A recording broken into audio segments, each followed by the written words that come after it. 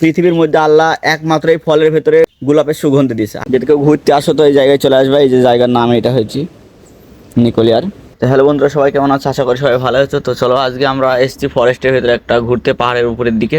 তো আজকে তোমাদের দেখাবো যে এই ফরেস্টের ভেতরে কত রকম ফল ফুলের গাছ আছে। এখন হেঁটে যাবো এর উপর, আর ওখানে কি দেখবো কি কি আছে।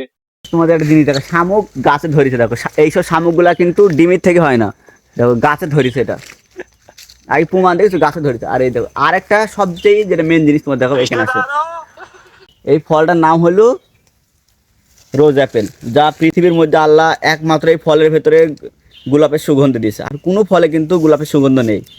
এই ফলটা খেতে কিন্তু অনেক সুস্বাদু। আর এই গাছ সব জায়গায় পাওয়া যায় না, সাউথ আফ্রিকানের ভেতরে সবচেয়ে বেশি পাওয়া যায় এই ফলটা। দেখো একটা ফল কুলির মতন, মানে এখানকার চেরি বলে। তো ওই দেখো পাটি শুরু করে দিছে, গাছে খেয়ার ধরিস। দেখো পেয়ারা তো সবাই দেখিস নিশ্চয়ই অনেক রকমের। তো এই পেয়ারা দেখো গাছে কত ধরেছে। এখানে দেখো জায়গা হয়েছে না, এখানে পেয়ারা এত ধরা ধরেছে যে মনে হচ্ছে আঙুর ফল। গাছে কি হারে পেয়ারা হয়েছে দেখো, এসেগুলো জঙ্গলি পেয়ারা। রাস্তা দেখো কেমন সুন্দর এখানে, আর হাওয়া, শীতল হাওয়া কি সুন্দর। একটু লাইফটাকে এনজয় করো, নতুন নতুন জায়গাগুলো এক্সপ্লোর করো আর ঘোরো। সত্যি ঘোরার মতন শান্তি আর কোনো জায়গায় নেই। আশা করি বেস্ট ঘোরার জায়গা হলো ফরেস্ট, যেগুলোতে ঘুরতে সবচেয়ে বেশি ভালো লাগে আমাদের।